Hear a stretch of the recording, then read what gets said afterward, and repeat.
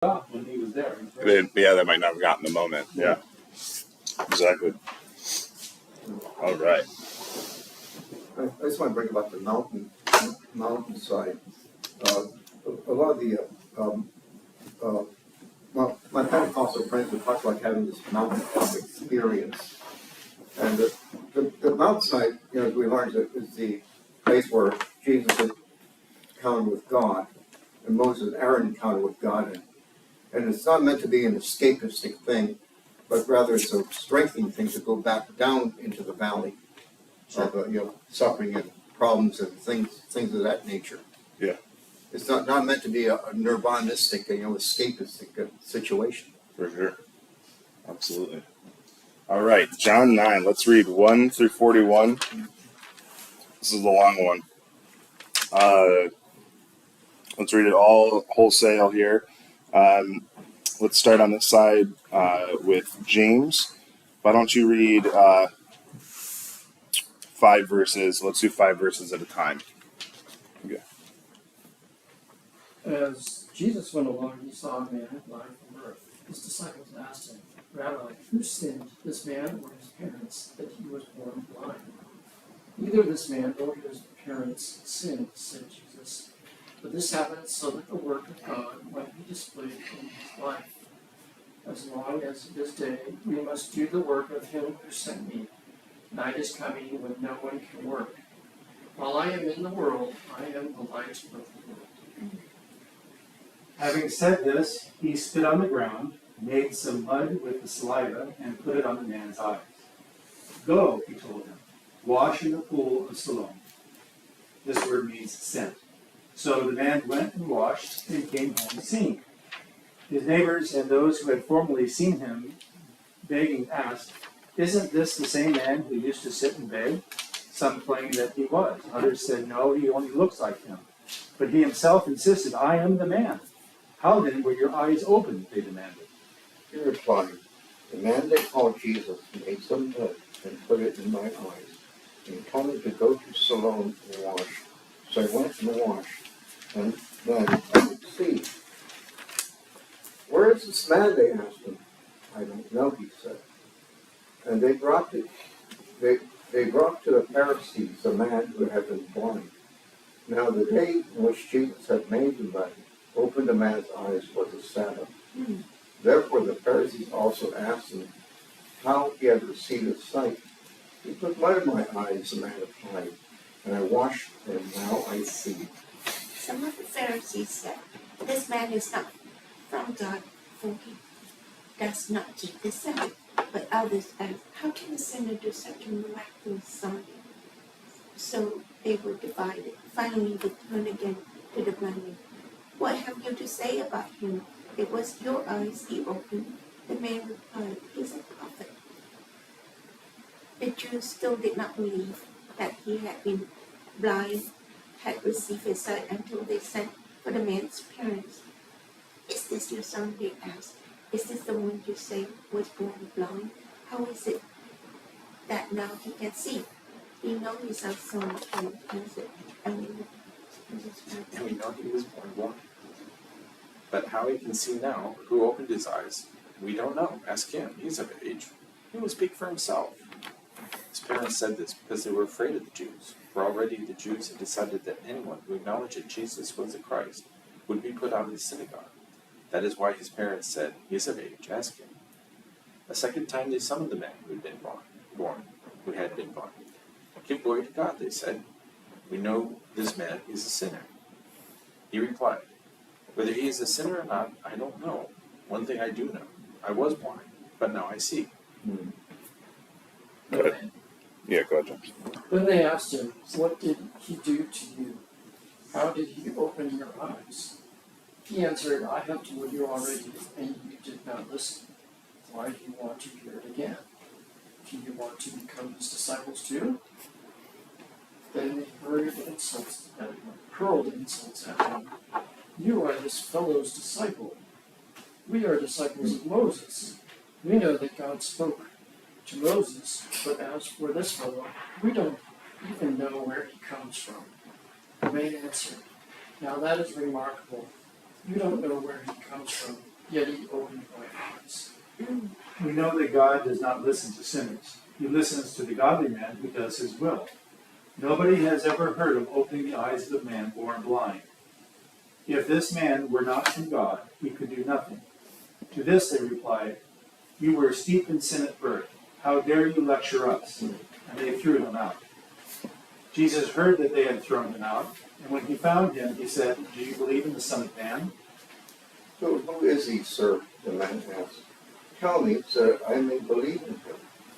Jesus said, "You have now seen him. In fact, he is the one speaking with you." Then the man said, "Lord, I believe." And he worshipped him.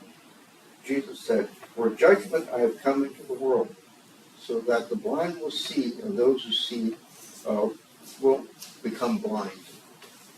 So some Pharisees who were with him heard him say this and asked, "What, are we blind too?" Jesus said, "If you were blind, you would not be guilty of sin. But now that you claim you can see, your guilt remains." A judgment right there. All right.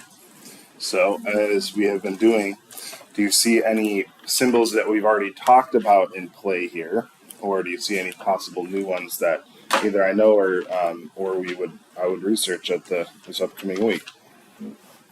Well, what the Pharisees done, they place value on their traditions are more valuable than this blind man.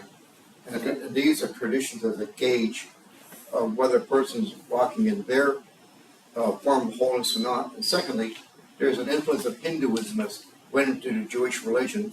So if a person has an illness or problem, that means that in their past life that they have done something bad. And so that's the reason why they say that he's born blind, because their fathers have sinned. Jesus comes along and just torpedoes to his whole philosophy by saying, by healing man, he said, "I am God Almighty. I am God in your presence. I am Emmanuel." Yeah. Too bad you guys, because of your spiritual blindness, you don't notice me at all. Okay. So, what symbols are being employed here? Are being revealed? Darkness versus light. Okay. Darkness. So darkness from the idea of blindness and sight. Okay. Yeah. That's connected. Yeah. All right. Any others? Jesus directly mentioning night is coming. Okay. All right. Another place name, Siloam, in the second. Probably an allusion to his future death and crucifixion and death. Mm-hmm. Pool of water. Yeah. Water. Okay. Where else is there water? Spit. The spit. Jesus' And spit. mud. So the creation, using creation to make him. And Paul Siloam. Yeah. So yeah, what is mud? What is mud kind of bringing up here? As Paul said, creation. Yeah. How were humans originally made? Dirt. Dust of the earth. Okay. But here's the idea of it too. What did Jesus call himself in John chapter 7? This is big for even the next miracle, the last miracle too.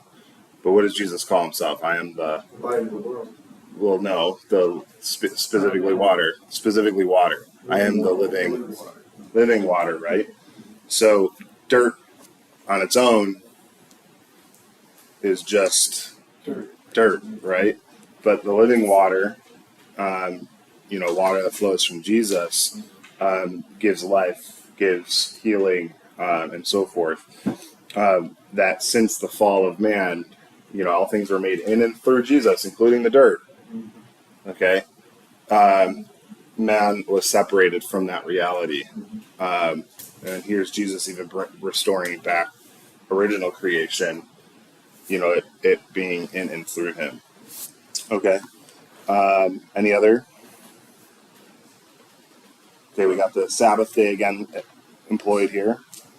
Stopping on the Sabbath by playing with clay. Yeah. Grace. So making mud on the Sabbath is one of those servile. Don't do it. Jesus, from their point of view, Jesus did work. And they have such a wide catalog of what constitutes work. It's not just manual labor, physical labor, but anything that's, action on a person's behavior or person's body. Right. It's considered work. Yeah. And they took that to an extreme, you know. So what's another big one that has been, again, why John is making sure this is highlighted through all of it? Jesus communicating is the fulfillment of the Exodus, the Passover Exodus narrative, where Jesus himself is saying, "I'm greater than."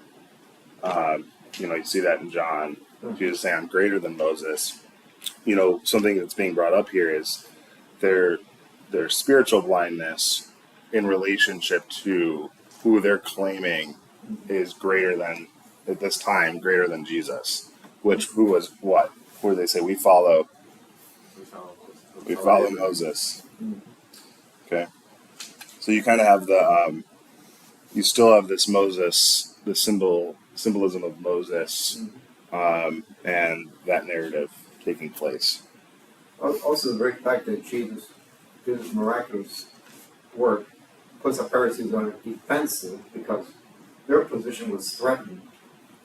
Jesus said when the blind man said he must be a prophet, that threatens their contrived authority. Right. All right.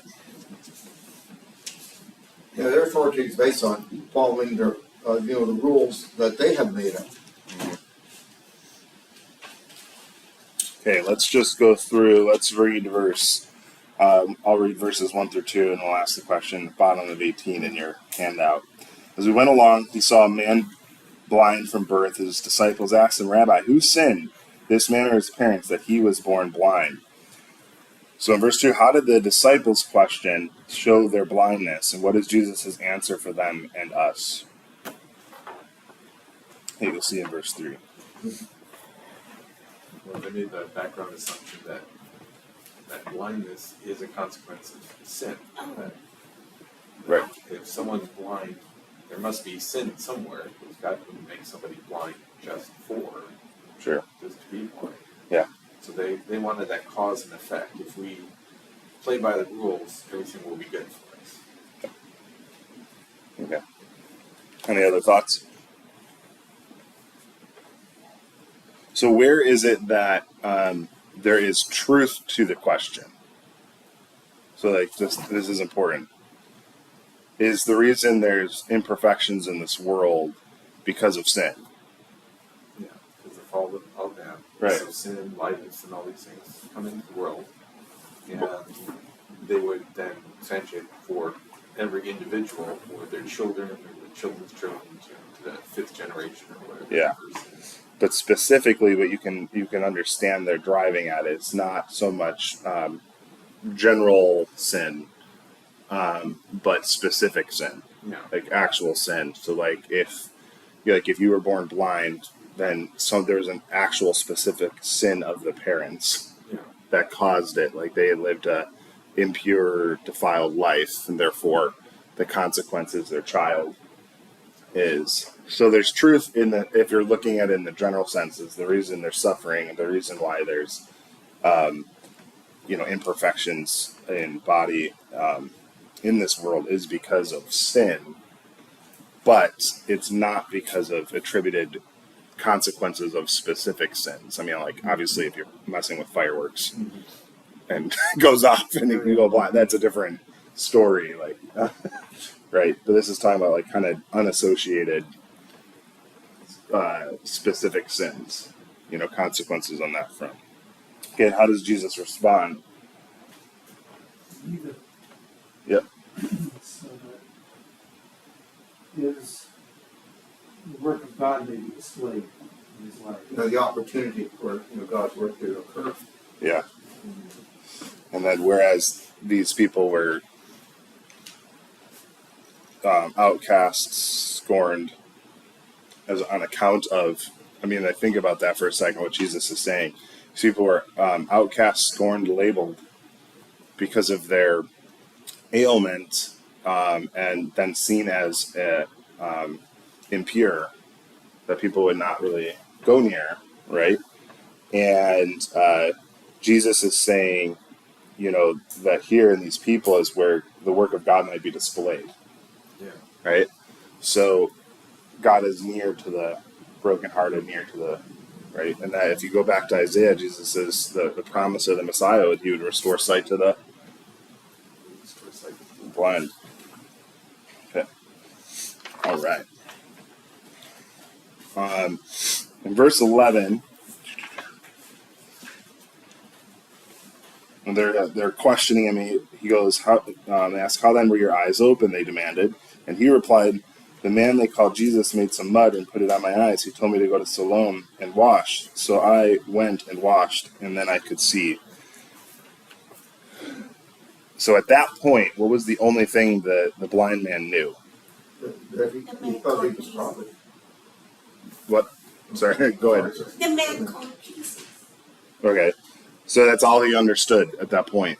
There's a man named Jesus. Could have been a doctor for all he knew. Yeah, Until he thought about it. it's all he could, know at that point. So how does this? What do you make of this even further? So even as the blind man is thinking about it later and getting all these questions, he's starting to realize that this is more than just a healer floating through. Because he goes from, hey, he healed my eyes, by doing something physical, and then later he concludes he is a prophet. Right. And then even he starts to ease into the idea that no, he's more than a prophet. Yeah. This is more than any prophet has been able to do. Yeah. All he can do is assert what he knows and what Jesus did. Doesn't have this fuller revelation yet. But it's actually what's interesting as you read it, the way it reads is as he's questioned, as he's challenged, as this limited faith or limited knowledge is questioned and challenged, that's where it deepens. Like it furthers like that challenge is what makes him realize, like you're saying, more and more, right? You want to be his disciples too? Yeah. And then he gives them a schooling lesson. Where is that? Hold on. Where they get mad. He talks about the red eyes. Oh, yeah. Yeah, you don't know where he comes from, yet he opened my eyes. We know that God does not listen to sinners. He listens to the godly man who does his will. Nobody has ever heard of opening the eyes of a man born blind. If this man were not from God, he could do nothing. This bothered them because he was pointing out if truly eyes were open, which is evident, and they've shown. It had to have been from God. You don't know where he came from. What are you talking about, right? Right. So it's in their questioning. It's in that dialogue where he's even coming to these conclusions in his responses to them. Right. Think about that in terms of our own faith, limited, young faith. Where's faith? Grown is in that challenge. That's where it's deepened, and so on. All right. If asked, what do you think your friends and your neighbors know about Jesus?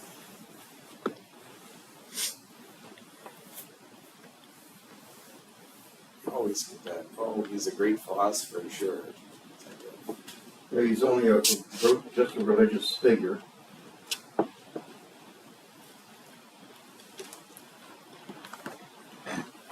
Okay.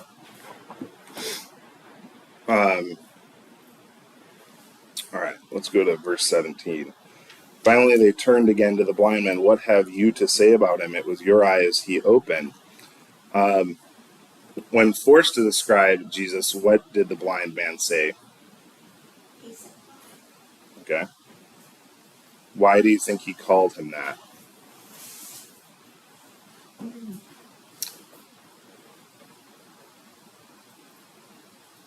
How can this sinner do such miraculous signs?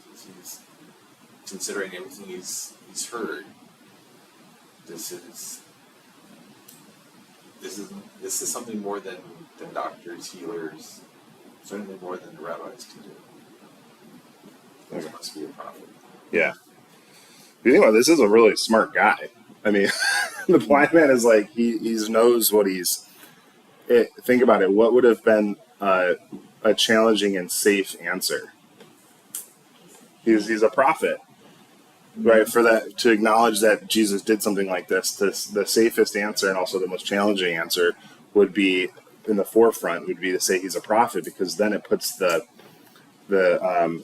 religious rulers at that time in a bind. Either they say he's not a prophet and therefore not from God, okay, or he's from Satan, right? Also, the blind man's his views are confined to his Jewish thinking, because it mentioned that his parents were in the synagogue, and he too must have been a member of the synagogue. So that's that's all what he's talking about. See, Christianity didn't come about until years later, so we're still looking at the Jewish world in itself altogether. Yeah. And the Pharisees were basing their reaction based on Jewish law. Yeah. Well, the thing is, Jewish law even allowed for exceptions for prophets to do miracles in on the Sabbath. So that's the other aspect of it. They're not even acknowledging the lowest rank of Jesus, that he's a prophet equal to previous prophets, even though he just accomplished a miracle. So, even Jewish law allowed for prophets to do healings on the Sabbath, because it was, again, not really work. It was the being a vessel for the work of God, right? And so they're not even acknowledging that point. That's another reason why the blind man making that statement is he's speaking into the exceptions of their rules. They're being Right, boom. picky about their Sabbath, Yeah, which they place even above God himself. right. Well, it's even, like I said, it's interesting what you're saying is, what do people say about Jesus? So interesting about the day and age is that, people might say he's a good teacher, he's a good this or whatever. But what's happening in this narrative is there's like a wholesale rejection of Jesus. They can't even acknowledge he's a prophet, because to do so would mean that the rules that they're trying to employ on him or to threaten him with don't really work. So they're completely and holistically rejecting Jesus in any way, shape, or form. Not even just that he's Son of God himself, okay, but they're rejecting even that he's a prophet come from God, a human prophet come from God. And they didn't want to believe that they'd been blind at all. Yeah. So, yeah. If someone asks you, this is just kind of a fun reflection question. If someone asks you to describe Jesus, how would you respond? What is the basis for your answer? There's no, for the sake of conversation, there's no right or wrong. Just freely answer that. He's the Son of God. There is no right or wrong. I'm just saying, for the sake of conversation, don't be. It's difficult for people to believe he's the Son of God, because they say God has no son, and yet at the same time he is the Son of God. Yeah. Well, it's a tricky concept, especially we end up talking to quite a few Muslims. When you say Son of God, it sounds like progeny, like God has a wife, like God is just another man. But the son in this, there's a restriction. Yeah, begotten is one thing, but son in this thing is more than just a physical son, or different than. Yeah. It's hard. It's difficult. It's like Edgar Bergen's son, Charlie McCarthy. And so for those of us who are old enough to know who the character Charlie McCarthy is,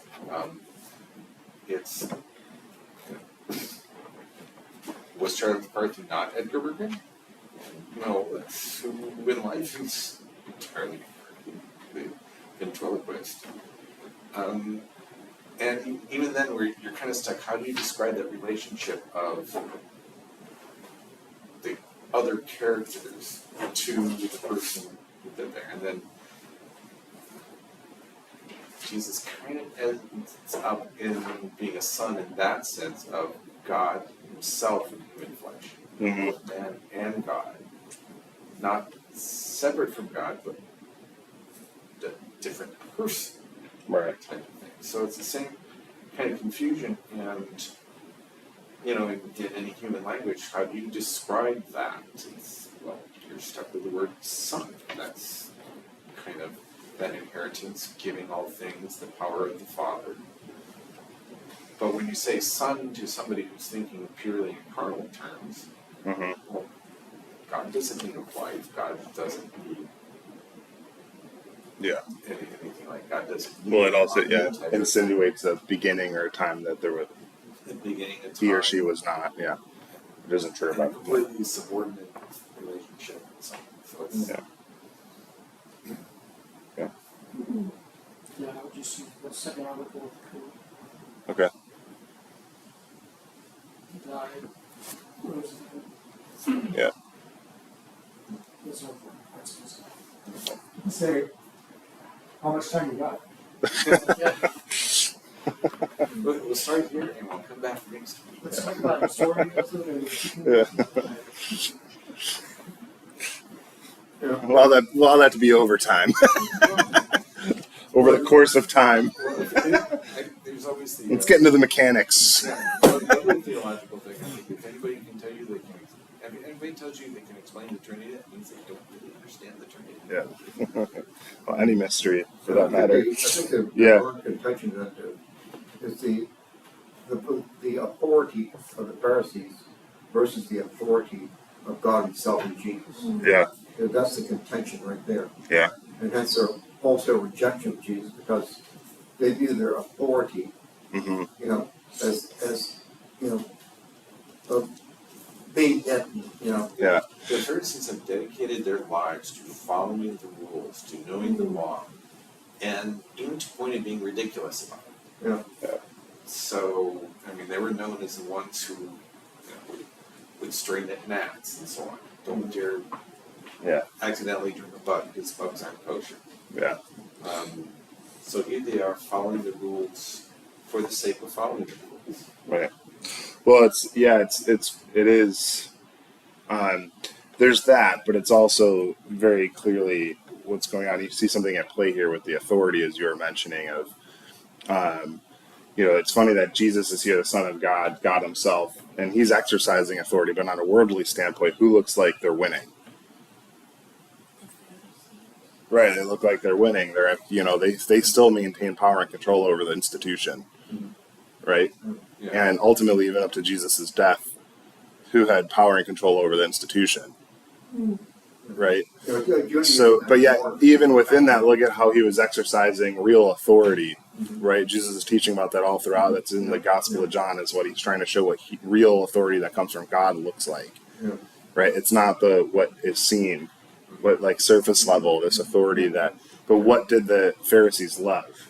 Did they love real authority come from God, or did they confuse that with, the worldly authority, right?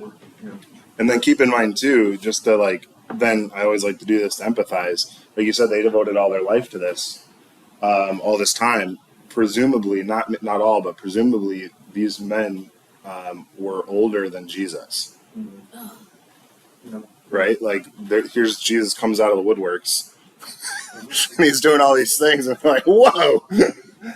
It's like we went to seminary, we did all these things. We've been putting ourselves through a lot of stuff, and here you come and just kill people. So, they saw Jesus as a threat to their established process, power, authority, what they came to love, what they came to appreciate, and it blinded them it blinded them to look for the real works of God, right? The fullest works of God that is bigger than rules, right? Bigger than right? God can break any rule He wants. He can break. Not to get into the ontological apologetic stuff here, but the Pharisees in turn was formed by external events that happened historically. Yeah. So, and Judaism, as a result, has more even different from what it was after the exile. Yeah. All right. Verse 27. We already kind of discussed this. He answered, they kept going after him, and he said, I have told you already, and you did not listen. Why do you want to hear it again? Do you want to become his disciples too? So like, how would you characterize his reaction to their refusal to accept what is plain to see? See, when you're reading, it's just like obvious, right? What it's plain to see. How would you characterize his reaction? His reaction to their refusal?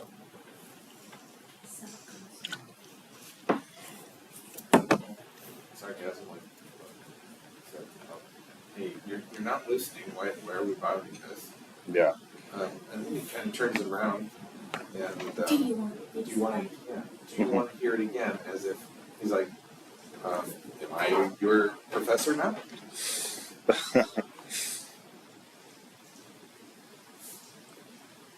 Any others? What I think is fascinating about the way he's responding is kind of piggybacking off of what we already discussed about this progression of how in this conversation, in this dialogue, you see this progression of him more and more claiming, or realizing and claiming who Jesus is on a more deeper level. But what I think is interesting is, oh man, I lost my train of thought. That's how it goes. Someone say something. So do you How would that have?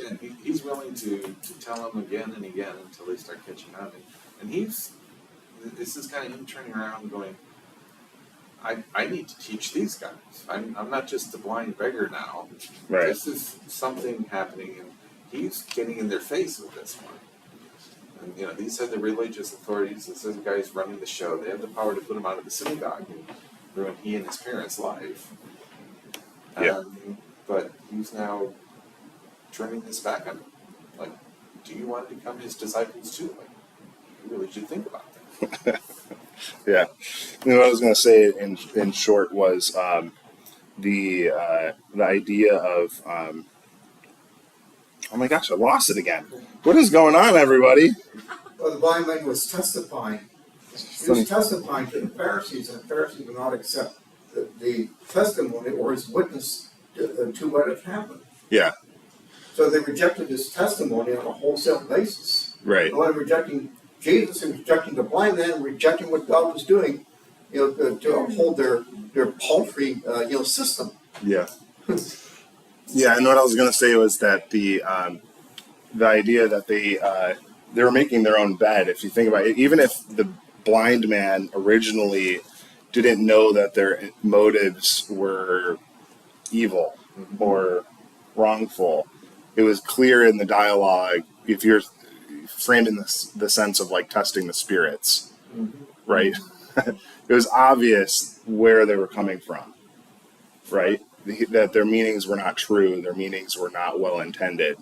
And so it kind of encapsulates that final challenge made by the blind man, no longer blind, here. It's like, he's really speaking into their motives. What do you want to become his disciple? Right? Is that the reason you're asking this? Or, it's very clear that there is more to it than their, positive, well-meaning questioning of the situation. Because what was the last thing they wanted to be? Jesus is disciple. Yeah, it was the last thing they wanted to be. All right. You can even say they were like in denial of what happened. Sure. Yeah. They were in denial of what had happened, and they tried to find proof that there was no evidence or witnesses, and they found witnesses. Not to maybe the specific miracle, but a testimony that he was indeed blind. And that still wasn't good enough. And that was following Jewish law for that proof of the miracle as well. So at this point, you see even just a visceral hatred. That's what I mean. It's like a complete rejection. It's a complete hatred toward Jesus because they're in that denial, but they don't even care of the evidence that's brought before them. Because their hatred completely blinds them of that. They refuse to accept it. The majority of them. Right. There's a few that Right. leave themselves open to possibility. Yeah. Nicodemus. And, Right. The ones here, yeah. Because their history is steeped full of known prophets that they all agree come from God. And we know that God spoke to Moses, those type of prophets. Yeah. And false prophets that have littered the history. Right. And so you're jaded by that. Yeah. Verse 27 says, I've told you, you want to hear it again, do you want to become his disciple? And then comma, two, Yeah. also. Maybe this is too detailed, but is that referring to all of a sudden the blind man now wants to be his disciple or is his disciple? Or just in general, do you want to become his disciple? Yeah. It could be. It could be him speaking personally, but I think it also, I think what it testifies to more is at that point he's prodding the sore subject. Poking the bear. He's poking the bear because one of the reasons why they're so angry is Jesus had so many followers, had so many disciples. So he was aware of what was going on, right? So I think it reads more.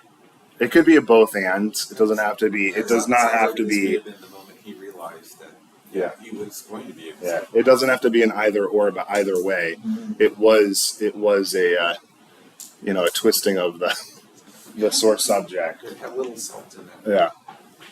So even if he was that, he is part of that source subject now. If whether he is personally calling himself a disciple at that very moment, it's clear that's what he becomes, right? Is and what he becomes. All right.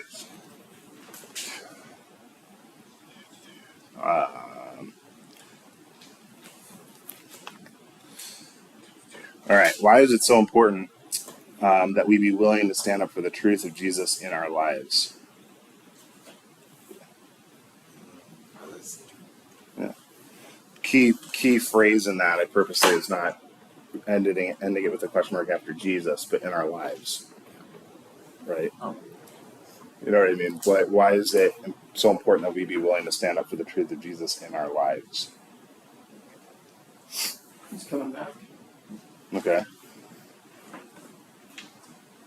Well, think of it even just on I'm going to try to help it a little bit because it's all true, but the idea is look at it just on a human perspective. If you know for a fact that Jesus did this and this for you, right? That Jesus accomplished this for you. I once was blind, but now I see, blindness to sight, whatever it is. Like there should be a personal way in which Jesus has affected your life, right? To deny that work, to not stand up for it, is to essentially deny now a part of yourself, right? It's to deny a part of your story. So if you're just looking at a human level, it lacks integrity, right? Not even talking about the importance of just standing up for Jesus' sake, but it's also just the fact that you're now no longer being honest about your life, right? If you don't stand up for Jesus and what he's done, and the truth of Jesus in your life. So, for example, this for the blind man wasn't just about Jesus's it wasn't just a theological, discourse.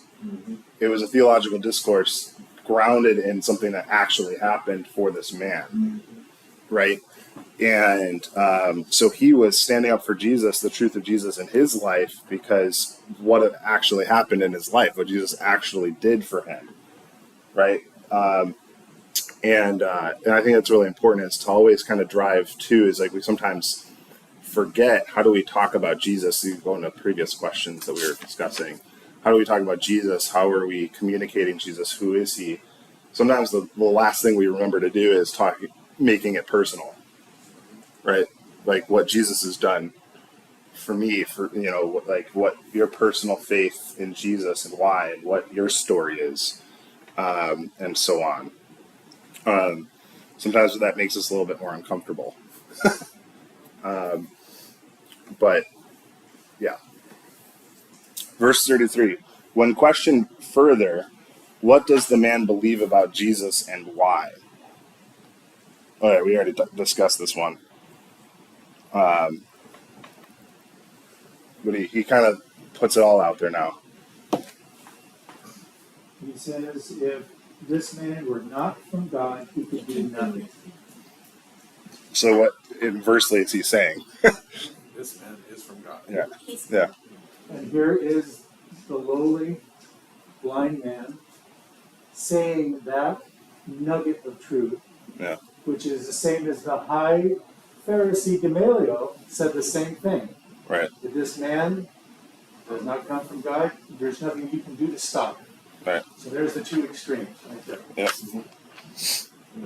But years ago, I came across a book called Truth That the Evidence That Demands a Verdict, written by Josh McDowell, about all the things that have happened in about various different people and various different events about what the Lord has done for them. Yeah. And also it refutes evolution in that book also. That was back in the late 70s and the 80s. Josh McDowell was the author called Evidence That Demands a Verdict. Yeah. So just going back to that is kind of interesting. You have the blind man and what he's communicating, and he's demonstrating too. He understood the prophecies of the Old Testament even more than. Again, either he understood them, and then there's two sides of understanding. They might have known the prophecies, right? They could have spot them off. They had them memorized. It wasn't about knowledge in terms of knowledge for knowledge's sake. He understood them on a experiential level. He actually understood in an applicable level, right? So he understood the prophecies of Isaiah, right? As I alluded to earlier, that would be one of the biggest works of the Messiah that they would have all been looking for, restoring sight to the blind, right? See that in Isaiah 29, Isaiah 35, and various other places as well. Okay, let's skip ahead since we're over time, see if we can get to it. Let's go to number 12.